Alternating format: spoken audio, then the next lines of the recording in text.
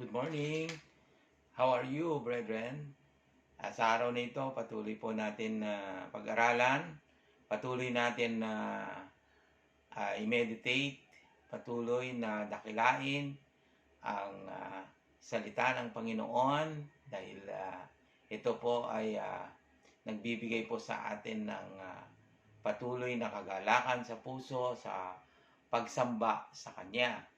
At patuloy na pinupuri natin, tinataas natin, dinadakila ang salita ng Diyos sa buhay ng bawat isa sa atin. At salamat sa umagang ito, muli na naman ay binigyan tayo ng kalakasan ng Panginoon.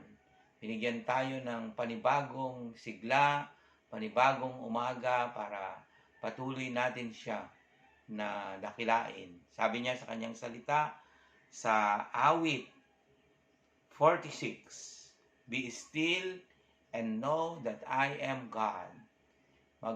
Sabi niya ay huminto ka, tumigil ka, kilalanin mo na ako ang Diyos. I am exalted in the nation, sabi niya. At siya ay itataas. Dalawang bagay po ang dapat natin alamin sa Panginoon. Una ay yung magkaroon tayo ng tinatawag na personal na pagkilala sa Kanya. Bilang Diyos, siya po ay ating Ama sa espiritual. At kailangan natin siyang makilala sa pamamagitan ng Kanyang salita. Naririnig. Pagka ikinikwento po, at sinasabi natin, binabasa natin ang salita ng Diyos, ay nakikilala natin kung sino ang Diyos. Binabanggit niya dito na ang Diyos ay nagbigay ng mga utos, ang Diyos ay patuloy na nagbibigay ng biyaya sa buhay ng lahat ng tao, nagbibigay ng habag sa buhay ng tao at yung habag na yon ay pinakita sa pamamagitan ng pagbayad ng ating kasalanan sa krus ng Kalbaryo at binabanggit din doon yung pagka ikaw ay nagkamali ay pwede ka pa rin lumapit sa Lord, magpakumbaba at ikaw ay linisin, muling i-restore ng Panginoon sa kanya pong kalooban. Napakaganda po habang binabasa natin ang salita ng Lord ay nakikilala natin kung sino siya. Siya ay Diyos na nagkakaloob sa lahat ng ating pangailangan.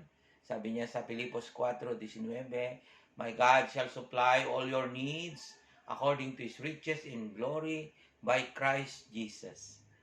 So, binabanggit niya din po niya that the Father of glory, siya rin po yung Ama ng kaluwalhatian. Itong kaluwalhatian na ito ay ibinigay sa bawat tao, yung pinutong sa buhay ng tao.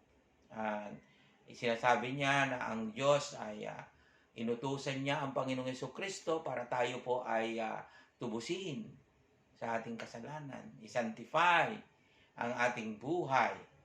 Kaya binabanggit niya na pagka na kay Kristo ka na o sumampalataya ka na kay Kristo, ay hindi ka na mapapahamak bagkus magkaroon ka ng buhay na walang hanggan. Binabanggit po niya sa kanyang salita kung paano na tayo ay mapabilang bilang isang anak ng Diyos.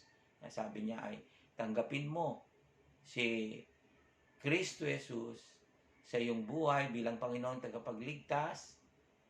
At binanggit niya sa John chapter 1 verse 12, sabi niya ganun, and God gave the power to become a children of God. Binigyan tayo ng kapangyarihan na maging anak ng Diyos. At binabanggit din po ng salita ng Panginoon kung papaano na ang isang kasalanan, katulad ni Adan at Eva, nung nagkasala sila, ay binanggit ng Lord na sila ay magkakaroon ng kamatayan. Ibig sabihin, yung kasalanan po ay merong kaparusahan o consequence sa buhay ng bawat isa. Napaka-fair ng Lord. Sabi niya sa kanyang salita sa Galatians chapter 6, sabi niya ganon ay kung hindi tayo mapagod sa paggawa ng mabuti, ay sa takdang panahon aanihin natin ang bunga ng ating mga ginagawa. At sinasabi niya sa Efeso, hindi sa gawa ng tao ang dahilan para maligtas, kundi sa pamamagitan ng kanyang biyaya at sa pagtugon ng pananampalataya kay Kristo Jesus. At napakadami po na binabanggit pagka binabasa. Kaya nga, nais ng Panginoon na basahin natin, i-meditate natin ang kanyang salita, panatiliin natin sa puso natin, pag-ariin natin ang salita ng Diyos sa puso natin. Yan po yung isang aspeto na pagkilala. Kasi sabi niya, know that I am God. Paano mo siya kinikilala? Kinikilala siya sa pamamagitan ng salita niya na binabasa every day. Dapat ay binabasa po every day yung Word of God. Na pangalawa po, ay nakikilala ang Diyos through the experience. Na-experience. Kaya nga sabi nga natin ay, ang Diyos ay buhay. Kasi nararanasan po siya. Halimbawa lamang po, pagka meron kang problema, pag tumawag ka sa Kanya, sabi niya call on the name of Jesus, o sabi niya ay, ask anything in my name, in John 14:14. Sabi niya din sa kanyang salita ay, they that call upon the name of the Lord shall be saved. Sino man tumatawag. So, sa panahon po na tayo po ay tumawag sa Panginoon, nandyan po siya na atin mararanasan, experience. Kaya nga po pagkasabi, parang, paano mo narinig ang Panginoon? Minsan ay nakakamangha sa pandinig ng marami kung paano naririnig ang Lord. Pero ito po, ang Panginoon is a very personal God. Nangungusap po siya. Pero alam niyo po, makakapangusap lamang ang Lord sa isang tao na kung saan ay nagdudwell. Kaya nga po, yung prayer time natin ay napakahalaga. Kasi po, pagka wala tayong devotion at masyado tayong busy sa lahat ng mga gawain sa mundong ito, lalo na po sa panahon na ito ay napakarami pong pagkakabisihan dahil po sa technology. Pagka nasa computer ka na, nasa cellphone o iPhone mo, ay minsan ay nauubos na lang yung oras. Kaya minsan ay nagtataka ka pagka nakakapakinig ka na naranasan ng Diyos, narinig ang Panginoon. Paano siya narinig? Pero totoo po na nararanasan ang Lord. Sapagkat ang Lord, katulad din po dito sa mga lingkod niya sa Bible, na naranasan nila ang Panginoon, ganun din po ang Panginoon ngayon. Hindi po siya nagbabago. He is the same yesterday, today, and forever. Jesus is the same yesterday, today, and forever. He is the healer. He is the Savior. He is the King of life. He is the Father of our life spiritually. At ito pong spiritual life po natin ay eternity. Siya po yung nagbigay ng eternal life. Kaya nga hindi ka matatakot sa mundong ito kung ikaw man ay pumanaw, dahil kung kilala mo ang Panginoong Hesus. Napakahalaga po, ulitin ko yung salitang kilala. Naranasan mo, ibig sabihin pag naranasan mo kasi matindi po yun. Hindi lang narinig. Kasi pag naririnig po lang natin ang salita o nababasa lang natin, wala po yung rema, yung kaunawaan, yung karanasan sa salita ng Panginoon, walang testimony, mababaw po yun. Sabi ay kilala ko din ang Diyos, pero hindi ko siya naranasan, mababaw po siya. Ito po yung malalim na buhay sa Panginoon pagka ay naranasan na siya. Kaya napakahalaga po na atin pong naranasan.